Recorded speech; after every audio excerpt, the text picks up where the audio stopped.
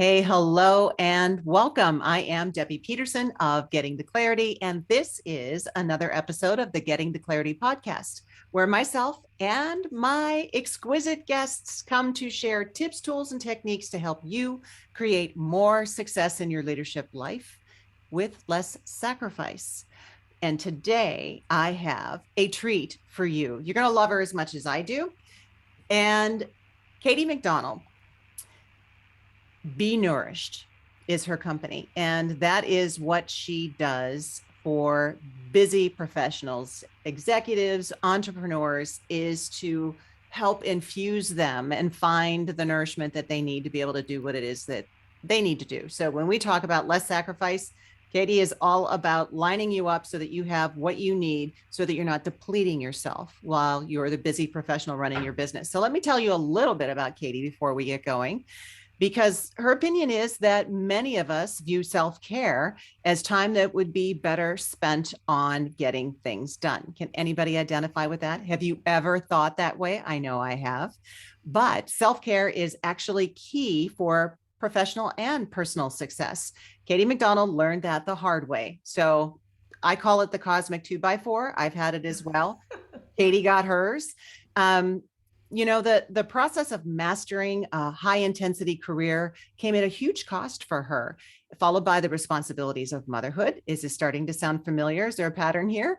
After leaving corporate life. So Katie's chronic self-neglect led her to the depths of overwhelm, depression, and even illness. And by creating the bNourished program, Katie has curated proven practices from her personal recovery and decades of study into executive wellness programs that foster mindfulness, peace of mind, and productivity. So this is absolutely the lane that she swims in. She is a dynamic self-care strategist with clients across the nation and abroad. Katie helps executives and entrepreneurs to get things done without coming undone. Love that tagline. And all while envisioning and achieving the best versions of themselves. So highest and best selves. Woo, I love that. So Katie, welcome to the Getting the Clarity podcast. And thank you for taking time to be here today. Oh, I'm so happy to see you again, Debbie. We always have a good time when we're together. Katie and I met at a conference, a women's leadership conference, where we were both speaking and just connected, loved each other's energy, and support each other as we go along. So invited Katie here today because, especially with what it is that she does, when it comes to the theme of creating more success with less sacrifice, she definitely has some juice, some pearls of wisdom to share. And so, Katie, I'm going to start where I always start. And that would be, can you share a bit about your background and really what got you to where you are today? Oh, I'm like so many. I had to circle the drain before I woke up. I have been a doer my entire life, and the only lever that I pulled over and over again was work hard and then work harder. And until I couldn't, I got ulcerative colitis, pneumonia, shingles, asthma, allergies, anxiety, depression. It was endless, and it was all a response to doing too much and not feeling enough. I worked for Time Magazine. I sold advertising in 40 national publications in San Francisco, Seattle, upstate New York, Toronto, and also lived in Germany for a while, learned the language, and then worked for Ernest and Julio Gallo selling wine. And in all my sales career, I really sold my soul. I traded my own well being for that next sale, not because of anything other than I was just proving something to myself and to the world that I belonged, that there was a space for me. But in selling my soul and trading my health, um, I really ran out of choices. I had to learn a new way. So I implemented everything that I had studied for decades. I was a passionate advocate about holistic wellness, but never applied it, never implemented it. I studied it. It was mind candy. And then my choices led me to have to learn how to really feed myself at all levels. And that's where bNourished came about. I was going to go back to my tribe of doers, primarily women, who are taking care of everyone else and everything else at the expense of taking care of themselves. Yes. And I vowed I would return to my tribe and I would teach them what I had learned. And I've been doing that for over 12 years now. I love that phrase that you coined or perhaps picked up and shared, mind candy. The things we study, it's interesting to learn about. And then comes life has a way of showing you what it is that you need to do and then having to implement it.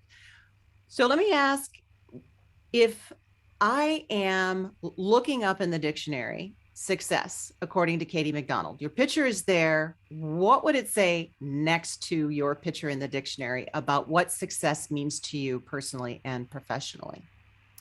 Success means to me knowing who you are and then unapologetically standing in your power to be authentically you. Authentically you, knowing who you are. And that you would think that would be such a simple question. Oh, It's we not. have no idea who we are. No. I mean, we are asleep at the wheel. And often it does take some sort of cosmic 2x4, to use your fun phrase, as it did for me. But we don't know who we are. We are fascinated by strangers on social media. We build fantasies about the life that they portray. And then in a state of comparisonitis, we feel inadequate.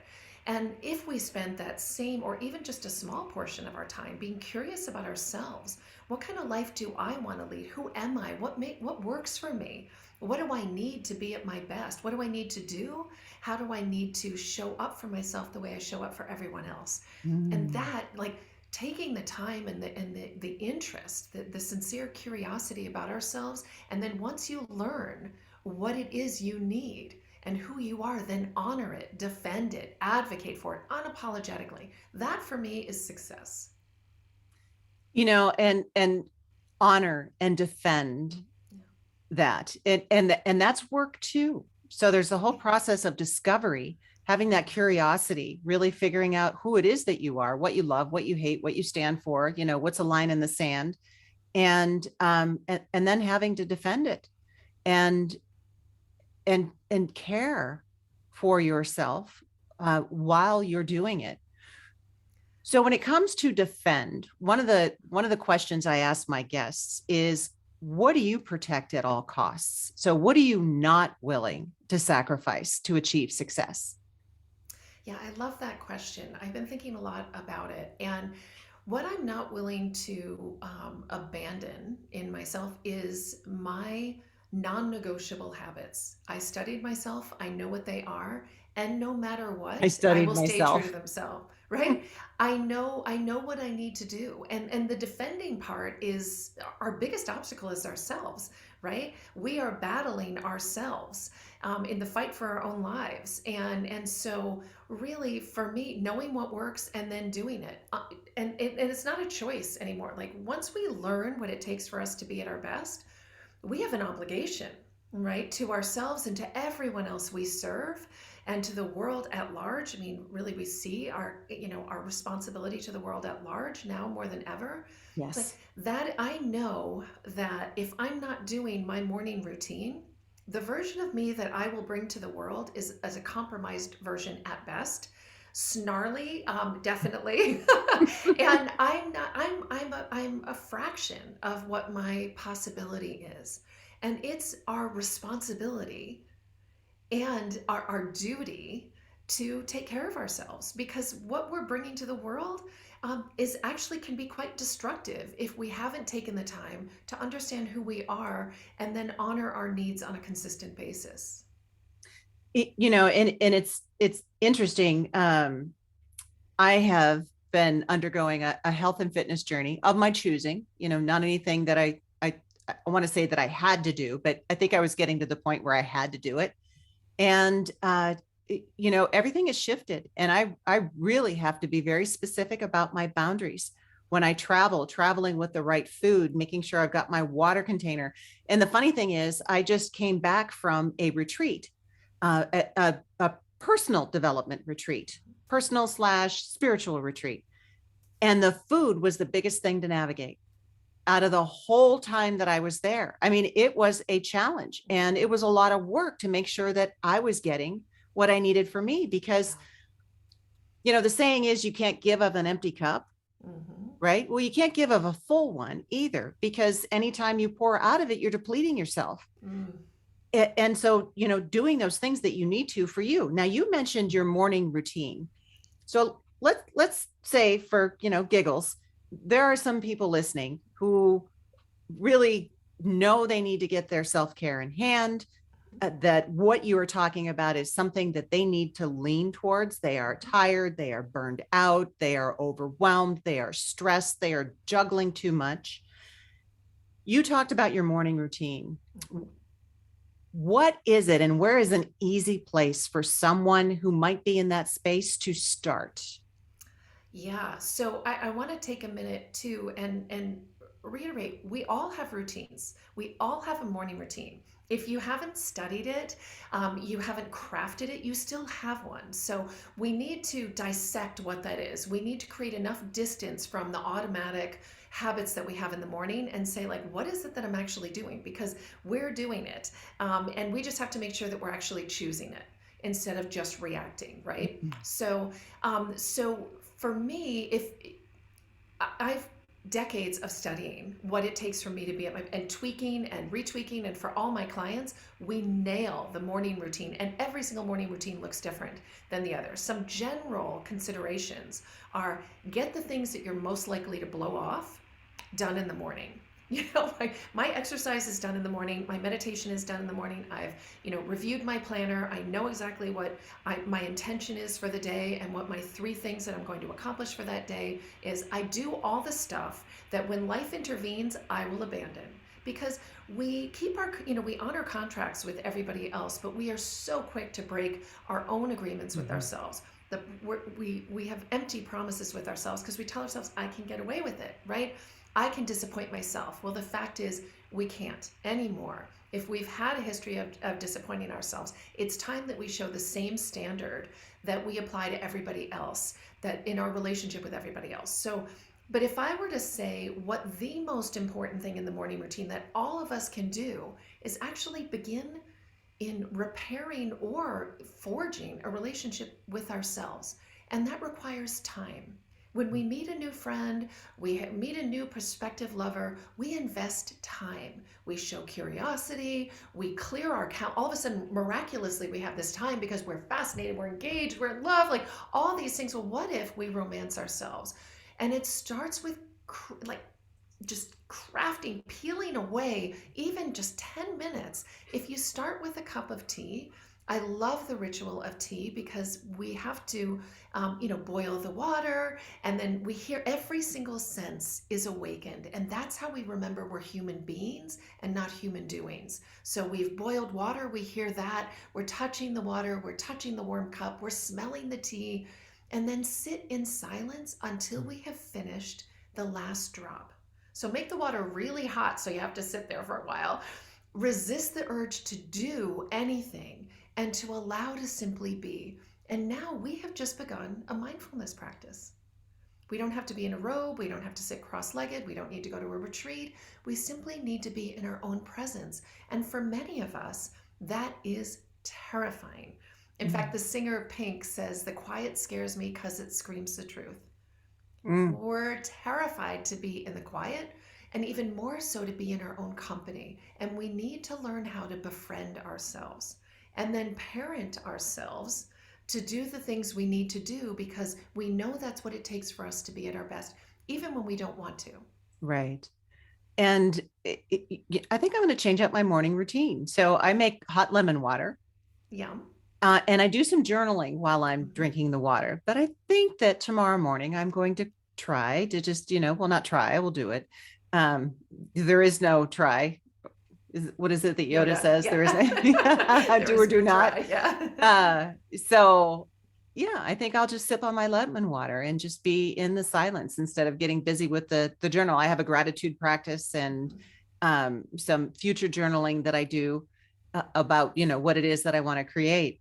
And I love that. So It's about connecting with ourselves, right? Mm-hmm. Because our compulsion is to look outward, right? And so if we could just get up before the world has intervened, we create these boundaries that say, no, this this, the world can't come in here. Yeah. This is my own world right now.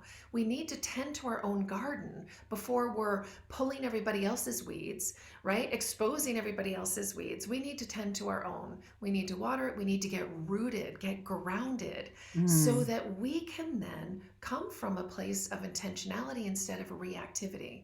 If we yeah. haven't tended to our needs, it's going to be right. We're going to be reacting to everything instead of getting grounded and accessing that source of wisdom that's there waiting for us to befriend.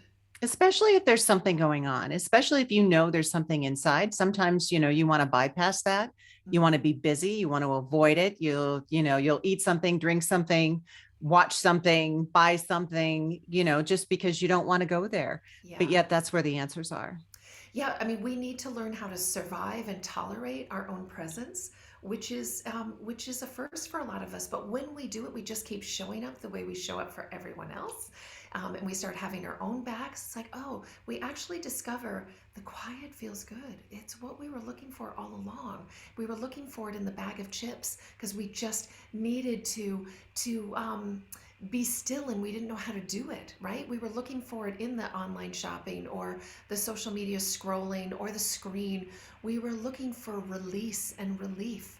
And it's always there, but it's in a place that we don't expect. It's within us. And if Mm, we don't protect the relationship we have with ourselves, then we're going to get careless and reckless about the way we talk to ourselves. And everything we say, we hear. oh, So we yes. need to mine the way we talk to ourselves. And then we can craft a daily experience, a moment by moment experience that actually takes care of us instead of undermines us. It builds us up instead of belittles us. Mm, I love that. Now, I would imagine that throughout this journey of yours, you've learned some lessons. There's been some pearls of wisdom, there's been some two by fours. Um, what are the bigger lessons that you have learned along the way? Uh, well, I'm still learning. I will forever be learning, and maybe that's one of the biggest lessons is to Yeah. be teachable, Hmm. right? Can we change the way we change? Because my primary motivation for getting anything done, all the things that I achieved, all the success I had was through shame. I berated myself. I bullied myself, and the fact is, it actually got me quite far, which makes it even more toxic. Mm, And so I have to dismantle, and I'm in a regular process of doing that. That understanding there are new tools that I can lead with love. I can change the way I change. I can change. And I can love myself, I can tend to myself, I can nourish myself while still having a deep commitment to growing and evolving. And that's something that I struggled doing. I always felt like I always love striving, but what does thriving look like? Well, mm, thriving is really not the same as striving. It is a sense of flow. It's a yes. sense of Ease. acceptance, Mm. ease, and we can still want more for ourselves, but we have to do it in a humane, loving, compassionate way if we want to sustain our transformation. Oh, beautiful. Beautiful. So you talked about some, one of your best practices is that, your morning. What are some of the other, because, health and fitness, mental wellness, I mean, that's your jam. So what are some of your best practices that you could share? Well, I'm very clear that what I eat is directly correlated to what I create. So, any of us think, oh, it doesn't matter. We get away with neglecting how we feed ourselves at a physical level. And honestly, it's one of the first levers I pull for transformation. So if I've just come back from a trip, like I know immediately, not that I forgot myself on the trip. I mean, I'm not choosing rigidity, but I know that leafy greens are exactly the way to recalibrate immediately. It's chlorophyll, it's sunshine, and we get, think about those stoic leafy greens reaching for the sun. It's like, as soon as I ingest that, it's this relief, as I just get those nutrients in. So that is a non-negotiable for me. And another thing is a mindfulness practice, as I said. Mhm. That is, and As I easy as a cup of tea. yeah, it can be a Mhm. cup of tea, it can be more formal, but the bottom line is it's again that regular company with ourselves. One of the other things that I do is I name the emotions. So when we get this kind of wash of emotion, I stop and I name it. And the reason that so if we feel shame or overwhelm, the minute we name it, we create enough distance between ourselves and the emotion. And when we have enough distance, we have the clarity to actually understand, like, what I am not my emotion, but it is here to serve me. A great example is resentment. I hear about resentment constantly from my clients, and it's just the minute we feel resentment, I want you to know it is a sign that we are overgiving, we're over functioning for everyone else, Mm. and we're underperforming for ourselves. So I would ask your audience for the next 2 weeks, anytime you feel resentment, trust that it is the sign you need to give to yourself. Don't rationalize it. Don't say, "Oh, I shouldn't have to because of blah blah blah." Trust it, do it, and then watch. Resentment fades. All of our emotions are teachers. They're there to nudge us to a higher state, to a more evolved state of wisdom. So if we can embrace them not as fact, but as a little nudge for us to recalibrate and reconnect with ourselves, because we live neck up. So we want to Mm. inhabit our bodies, get out of our heads. Where I'm sure all your audience, brilliant women just like you, it's like we got to take the elevator down and inhabit our bodies Mm. and understand they are not just a means to an end. Mm. Feel what we're feeling. Absolutely. I know that, emotions are the signpost from the unconscious. It, and building that relationship with your unconscious and having that rapport with your unconscious so that you're Mm-hmm. tuned into what your body is saying. When it comes to fear, when it comes to anxiety, I mean, anxiety is a future based fear. You're Mm-hmm. afraid of something that hasn't even happened yet. Right, right. And it's also a sign from the unconscious that, is this really what you want to be focusing on? Mm. All the things that could go wrong, all of the things that might go wrong. Or do you really want to have a different outcome? And can you focus on that instead?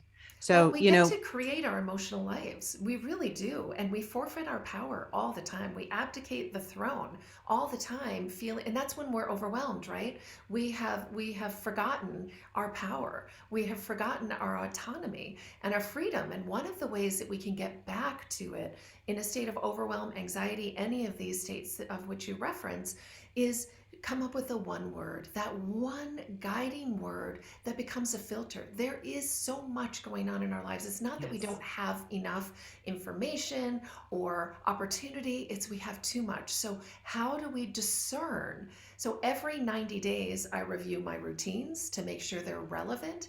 I usually stick with it, but I bring in the seasonality, which might shift it.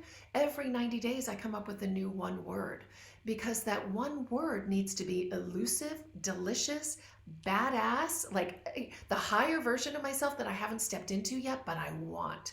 And then everything makes sense. So if clarity were your one word, you would look at a meal that was presented anywhere and say, is this going to promote clarity? Or is it Mm. going to, right? All of a sudden, everything makes sense. If you're having you're staying up late and you're, Netflix binging, it's like, wait a minute, you pause and say, is this going to create the clarity that I crave? And all of a sudden, we have a filter for a life that is too much. So it makes it easier to make decisions, Yes. because Yeah. we can talk ourselves into anything. Yeah. We're pros at it, aren't we? Yes. Justifying, And right? decisions are how, this is where I see whenever someone's stuck, it's they just haven't made a decision. And that is its own kind of hell. So whenever you're just in this like torment, make a choice and then stand by it and give yourself a deadline. Say, I'm going to stand by, I'm going to make this decision and I'm going to give it 2 weeks, 2 months. I love working in a 90-day cycle because it works with our attention. But pick that time and say, I'm going to go all in, and then I'm going to study and evaluate what works, what doesn't work, and Mm. remind myself whenever I feel deprived or, oh, maybe this doesn't work. It's okay, honey. We're going to study this and then we're going to decide again. And then we can relax. We've parented ourselves. There's an adult on the scene and it's us. And it's And it us. reassures us that we're going to be able, like, it's okay, we get to decide again. But the decisiveness, the most suffering I see is just this lack of confidence, Mm. as if we're always going to get it right. That's back to the teachability. We're not always going to get it right. But Right. if we show up and agree and promise to be teachable, then we can forgive all sorts of mistakes, all sorts of deviations, because we're learning, we're students, we're children just with fresh, bright eyes saying, teach me. Well, and I love that approach because it's not an all or nothing approach. It's not that the decision is cast in Right. stone, carved in stone. It's almost like an experiment. Okay, we're going to try this Yes. for 90 days. We're going to try Yes. this for 2 weeks. I enjoy my wine. It is not part of my health and fitness journey at the moment. And, when I was having multiple glasses of wine every day, it was kind of like, it's what if? And I remember having this conversation with you that, you tried 2 weeks without having any wine. And it's like, Mm-hmm. oh my goodness, can I really do that? And you'd be amazed at what you can do. And it's not a permanent decision. It is okay, let's try it. Let's see, if it works for you, if it supports you, if you Mm-hmm. feel better. Well, it's And creating that space, Debbie, like we talked yeah, about. Like when you create space between your habit and yourself. You're like, oh yeah, I'm the expert on me. I get yes, to decide. This habit isn't controlling me. I'm either choosing it or I'm not. And a lot of people, when I say, for the next 2 weeks or for the next 90 days, this is what we're gonna do. It's like we can tell ourselves we can have it again. Oh, don't worry, you can have it again. That fear of being deprived. What happens is we get so much information that we can't possibly get when we're immersed in our habit. It's like, wow, I see the role alcohol plays in my mm-hmm, health. I see how it's a coping mechanism to numb, and I'm going to decide differently. And that is where we feel so fierce and so awake, because we are the autonomous people who are 100% responsible for our choices, and we keep forgetting that, but we are. And that's when we feel like we are fully successful and authentic. oh, I love that. So Katie, would you please tell the listeners where can they find you? How can they get more of Katie and what it is that you do for the people that you serve? Well, you will not find me on social media because I did a 90-day experiment and I was like, oh, I love this. I am so not on social media anymore. But you will find me on my website at bnourished.com, bNourished. I'm a keynote presenter and I'm also a self care strategist. So I've developed a coaching program for high achievers so that they can take care of themselves and take care of the people and the things and the work that they love. And I would really encourage anybody to sign up for my newsletter. I have very curated, not overwhelming frequency content to Love the remind newsletter. you, oh, thank Mm-hmm. you, that self care is your responsibility. It's not selfish, it's your duty. It is. And it's a choice. Otherwise, you just let it happen by chance and you've given away all of your power. And I know that Katie has a number of ways that she works with her clients. She has an awesome journal that she created. It's beautiful. It is so functional. Do you have it there with you? I Oh, do. isn't that It's gorgeous? bursting with I put my vision board in the pages in the front, but yeah. And Yes, it may not have come through on this interview, but Katie has just this interesting vibe. I mean, she's funny as all get out. How she thinks, how she just says it like it is. So you see her videos and her content, and that personality will come out, and you will just love it. So the the journal is just chock full of Katie isms, and I know you would enjoy that too. So check her out on her website. Reach out to her if you need to make your health and fitness a priority. If you are tired of giving all to everyone else and it's time for you to give to yourself, then Katie's the person who can help you get there. So until the next time, here is wishing you all the clarity that you deserve. I appreciate you being here, and bye bye for now. Take care.